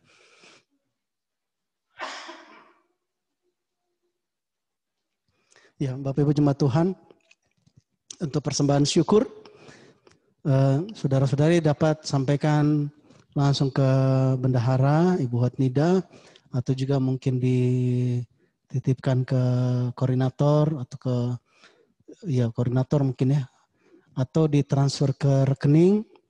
Di situ ya di layar ada alamatnya, ya atas di Bank BCA atas nama Ibu Hotnida Christina Sihite. Saya sih menganjurkan kalau misalkan transfer sesuatu lewat rekening, tolong ke bendahara disampaikan, entah itu persembahan syukur, entah itu persembahan hari Minggu kah, atau persepuluhan, ya untuk mempermudah pencatatan gitu ya, karena kita juga ada pencatatan. Ya, tentang pencatatan keuangan kita di rumah Tuhan tempat ini, jemaat Tuhan tidak tertutup ya. Cuma memang tidak ditampilkan di sini, tapi kalau misalnya ada di antara jemaat yang mau tahu emang gimana sih kas masuk dan keluarnya di GKD Palangkaraya ini, silahkan bisa berhubungan dengan Ibu Hotnida, tanyakan ya. Tidak ada rahasia-rahasiaan di situ. Mau itu pengeluaran untuk apa, ada pemasukan berapa, kalau mau ada yang mau mengaudit juga bisa kan dulu. Loh, saya sudah ngasih persepuluhan kok belum tercatat. Nah kan bagus untuk kita saling koreksi. Jadi ini tidak ada yang tertutup gitu ya. Oh untuk hanya kalangan tertentu saja, nggak ada. Cuman kita nggak tampilkan di sini. Hari ini keluarga Pak Immanuel dan keluarga Pak Jeffrey Sihombing ini melayani ke Bukit Lumut. Ya kita doakan mereka sampai dengan baik melayani di sana, dan ini memang baru pertama kalinya ya Bang Jeffrey sekeluarga melayani ke sana. Saudari Dewi nggak ikut karena memang saya yang menyarankan ke mereka, Bapak Ricci, karena sudah penuh mobil itu kalau dua ini anak-anak sudah besar-besar juga. Rencananya tadi saya harus ikut ke sana hari ini. Nah kalau sudah saya ikut harus 2 mobil juga ya, karena bisa berbagi kan ya, Dewi bisa ikut. Karena ada jemaat di sana yang minta dibaptis, tapi karena ada pengaturan penyesuaian pelayan hari ini, jadi ya terpaksa ditunda. Ya mudah-mudahan kita berdoa untuk jemaat yang akan dilayani baptisan di sana, tetap saya minta supaya Bang Jeffrey bisa melayani, meneguhkan dulu untuk pada saatnya nanti menerima baptisan. Kemudian kita juga mari doakan rencana pemasangan penguat sinyal di Bukit Lumut, supaya kalau kita hanya bisa 2 kali sebulan melayani, nah di waktu-waktu minggu kita nggak ke sana, kita bisa menjangkau mereka juga secara online seperti ini, gitu ya. Saya sedang itu mereview alat-alat yang pas, supaya jangan nanti uang gereja mubazir, sudah beli alat ternyata nggak pas ya. Jadi tanya-tanya orang yang sudah punya pengalaman gitu ya. Mudah-mudahan dalam waktu dekat bisa realisasi. Kita juga terus berdoa untuk persiapan ibadah offline di Manjuhan. Beberapa ini sudah disiapkan sedikit demi sedikit. Walaupun nanti kalaupun jadi ibadah online ya mungkin tidak terlalu signifikan ya. Karena yang keluarga yang punya anak-anak mungkin masih belum ada solusi ya. Karena anak-anak masih dilarang untuk ikut ibadah gabungan seperti ini. Bapak Ibu Jemaat Tuhan, berdoa untuk Sidang Raya Sinode GKD tanggal 28 sampai 30 Oktober 2020 dari Palangkaraya, saya yang mewakili karena PDM gitu. Ya, jadi hari-hari ini Bapak-bapak rohani sedang berdoa untuk apa yang menjadi rancangan Tuhan tentang Sinode GKKD ini. Jadi kalau tadi Kak Yuni bicara, Bang Leo itu kemarin kalau ada yang ikut doa, mobilisasi doa itu, Bang Leo bilang, saya nggak urusan sama gereja lain. Saudara-saudaraku, saya itu agak kurang suka kalau orang cuma bicara sinodenya, GKKD. Saya itu terus terang saya nggak suka. Saya nggak suka yang model-model gitu. Tapi saya paham saya belajar paham dengan kenapa sampai mereka ngomong begitu. Kalau saya sebagai bapak, saya nggak urusin dalam rumah. Saya lebih cerita ke istri dan anak-anak saya. Itu rumah orang. Nah itu bagus kayak gitu. Wah, saya bapak yang seperti apa? Tidak punya rancangan sendiri untuk keluarga sendiri. Nah jadi bukan waktu Bang Leo ngomong seperti itu atau mereka berdoa, Tuhan supaya Sinode GKKD gini, berdoa untuk GKKD. Saya tidak menerimanya sebagai hal yang pengkotak-kotakan tubuh Kristus. Enggak. Tapi mereka serius dengan apa tanggung jawab yang Tuhan berikan kepada mereka sebagai bapak-bapak rohani, gitu ya. Jangan sampai ribuan jemaat salah langkah gara-gara keputusan-keputusan yang mereka ambil untuk rumah rohani ini di Sinode GKKD. Jadi mari berdoa Secara khusus memang akan ditetapkan ketua sinode yang baru untuk periode selanjutnya. Jadi berdoa ya saudara-saudaraku. Juga supaya kita jangan terjebak ikut-ikutan model-model politik gitulah, lobby-lobby apa semua. Yang saya ikuti sepanjang ini di GKD tidak terjadi seperti itu. Jemaat mengusulkan 5 nama, terus semuanya mengundurkan diri. Jangan saya gitu. Tidak ada yang bilang saya saja. Saya bilang jangan saya. Terakhir Bang Rahmat karena semua yang 4 sudah mengundurkan diri, jangan saya. Akhirnya Bang Rahmat mau mengundurkan diri, siapa lagi kandidatnya? Dia bilang kalau gitu saya minta izin istri dulu. Minta izin istri bilang mau apa lagi kalau saya nggak izinin, siapa lagi ketua sinode? Ya, jadi ya karena bicara tanggung jawab gitu ya, bicara bukan nanti ada keuntungan atau apa, enggak ya. Juga di pelayanan di rumah Tuhan tempat ini mari jaga hati ya untuk kita betul-betul murni dalam kita melayani Tuhan.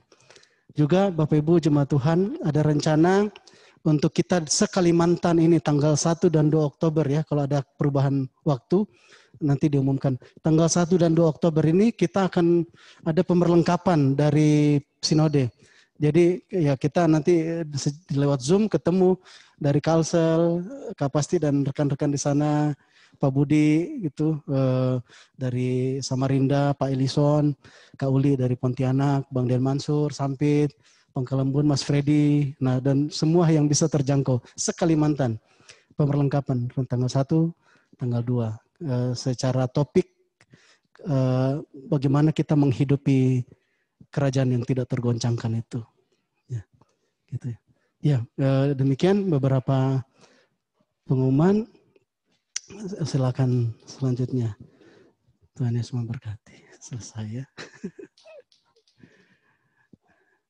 Nah, kan selesai. Ya, jemaat Tuhan, kita akan akhiri ibadah kita. Saya undang kita bangkit berdiri. Kita naikkan pujian, kami memuji kebesaran-Mu.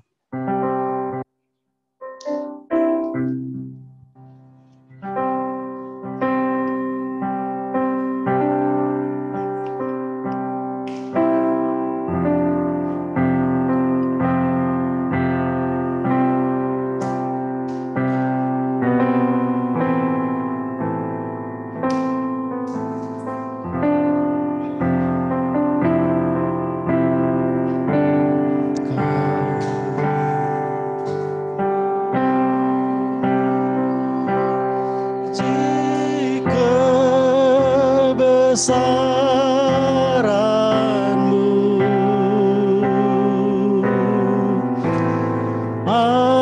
ajaib Tuhan, ajaib Tuhan,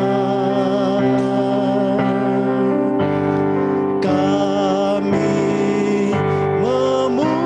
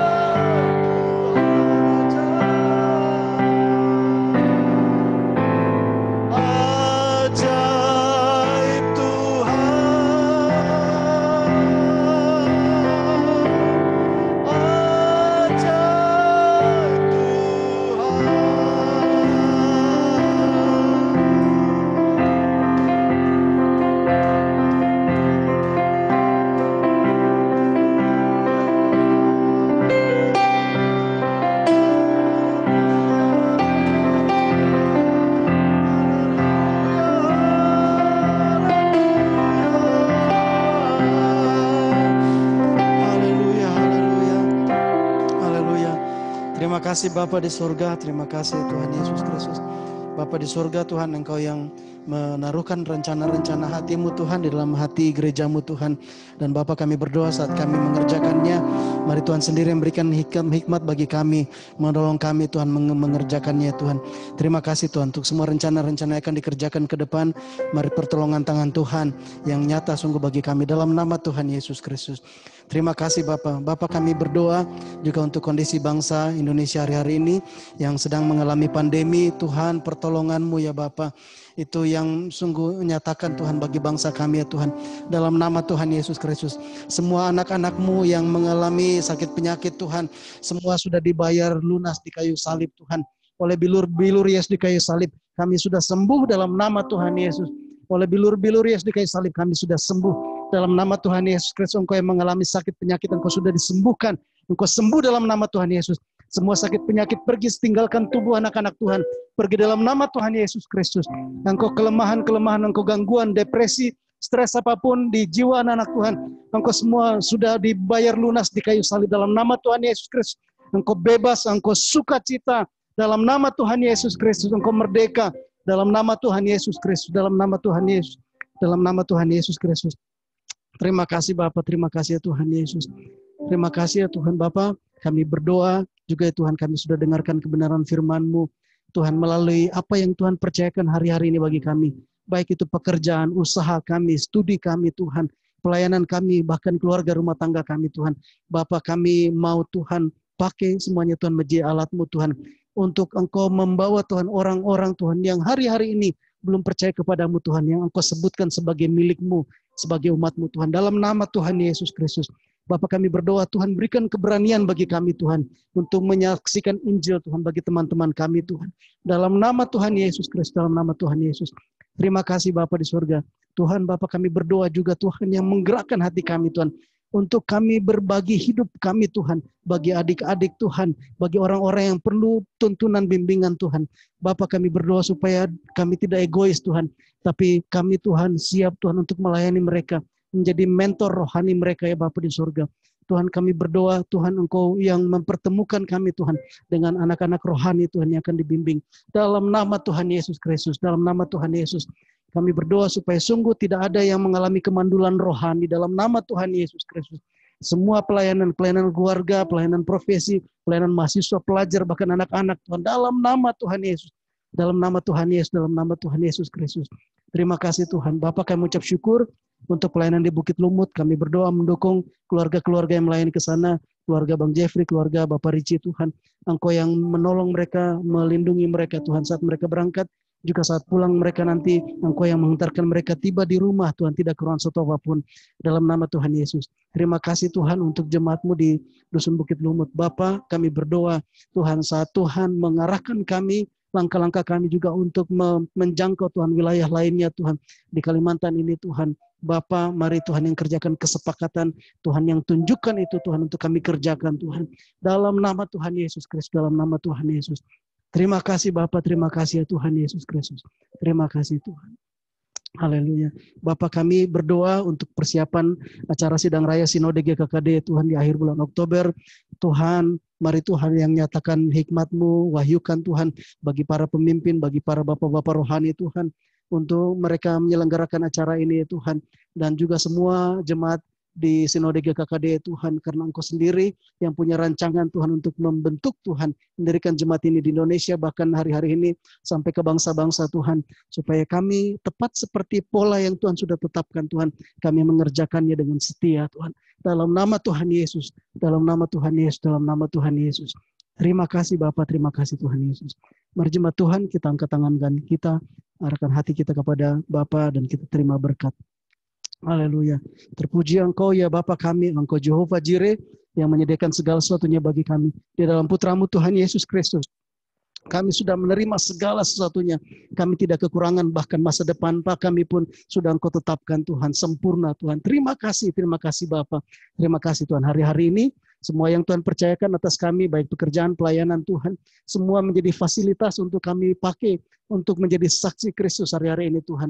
Mari Tuhan mengalir berkat-berkat surgawi Tuhan melalui semua yang Tuhan percayakan hari-hari ini atas kami, bahkan melalui ke orang tua kami Tuhan. Dalam nama Tuhan Yesus, Dalam nama Tuhan Yesus, dalam nama Tuhan Yesus. Mengalir berkat-berkat Tuhan, jasmani rohani kami terima semuanya dengan sukacita, dengan iman. Dalam nama Tuhan Yesus Kristus. Dalam nama Tuhan Yesus. Terima kasih Bapak. Juga Tuhan yang pakai kami gerejamu untuk kami menjadi saluran berkat Tuhan bagi orang-orang lain Tuhan. Terima kasih Bapak, terima kasih Tuhan. Kami berdoa mengucap syukur untuk setiap anak-anak-Mu sudah yang menyampaikan persembahan, juga menyampaikan persepuluhan Tuhan. Ya Bapak di surga, setiap yang kami kerjakan karena kami mau taati kebenaran firman-Mu. Tuhan yang berikan hikmat bagi kami di gereja untuk kami mengelola dengan takut, dengan waspada untuk semua perbendarahan yang ada dalam rumah-Mu. Dan juga semua harta yang Tuhan percayakan hari-hari ini kami kelola. Tuhan berikan kami hikmat Tuhan, supaya sungguh kami tidak dikuasai mamon, tapi hanya ada Allah yang kami layani dalam hidup kami. Dalam nama Tuhan Yesus Kristus.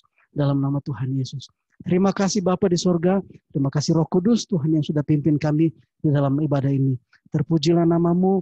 Hanya di dalam nama Tuhan Yesus Kristus kami berdoa, kami mengucap syukur. Haleluya, sama-sama kita katakan amin. Puji Tuhan. Selamat hari Minggu. Tuhan Yesus memberkati. Shalom.